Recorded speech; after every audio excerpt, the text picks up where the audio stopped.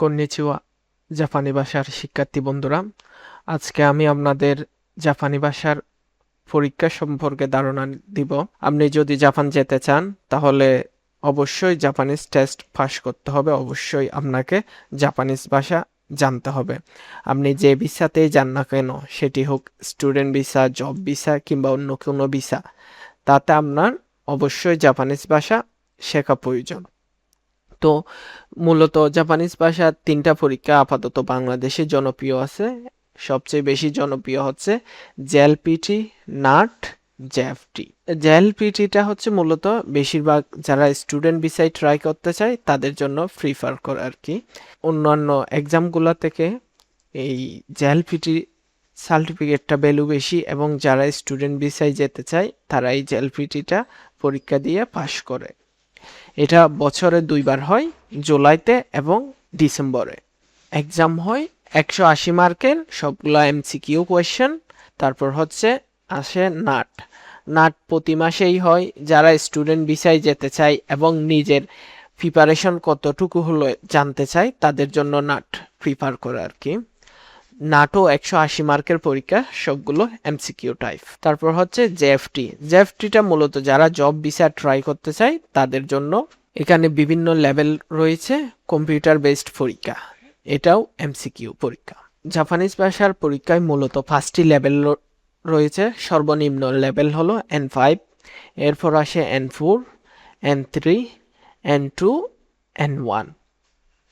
যারা স্টুডেন্ট ভিসায় ট্রাই করতে চান তাদের সর্বপ্রথম N5 লেভেলটা হলেই যথেষ্ট। এই N5 লেভেলটা পাস করেই স্টুডেন্ট ভিসার জন্য ট্রাই করতে পারবেন। আর যারা জব ভিসা জন্য ট্রাই করতে চান তাদের N4 পরীক্ষা দিয়ে সার্টিফিকেটটা প্রয়োজন। এভাবে ধাপে ধাপে ক্রমে বাকি লেভেলগুলোও আসে। N3 হচ্ছে মধ্যবর্তী লেভেল, আর N2 হচ্ছে Japanese standard level. Japanese business এবং কোম্পানিতে জব করার জন্য, দৈনন্দিন জীবনের কমিউনিকেশন করার জন্য এই N2 লেভেলটা প্রিপেয়ার করে। আর N1 যে লেভেলটা আছে, এই লেভেলটা হচ্ছে জাপানিজ একদম নেটিভ জাপানিজদের মতো লেভেল হিসেবে গণ্য করা হয়। যেটা বলতেছিলাম, দৈনন্দিন জীবনে ছোটোখাটো বাক্য, ছোটোখাটো শব্দ, এসব নিয়েই N5 এবং N4 গঠিত। N5 হচ্ছে ক্যারেক্টার, ছোট ছোট বাক্য, ব্যাকরণ এবং মৌলিক কিছু শব্দের ভিত্তিতে গঠিত। N4 লেভেলে আরও বিস্তারিত গ্রামার নিয়ে আলোচনা, শব্দ ইত্যাদি আছে। N4 আর একটু জটিল গ্রামার, জাপানিজদের দৈনন্দিন কথাবার্তার গ্রামার নিয়ে আলোচনা করা হয়েছে।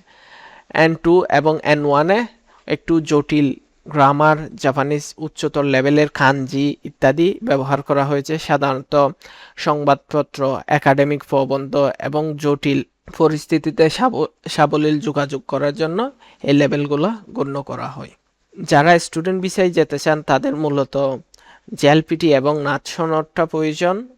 যারা হচ্ছে তোকতেগি অর্থাৎ জব ভিসায় যেতে চান তাদের হচ্ছে জেএফটি অথবা জেএলপিটির N4 অথবা জেএফটির A2 লেভেলের দক্ষতা প্রয়োজন। তো এটাই ছিল মূলত আজকের জাপানিজ এক্সাম সম্পর্কে ছোট্ট ধারণা।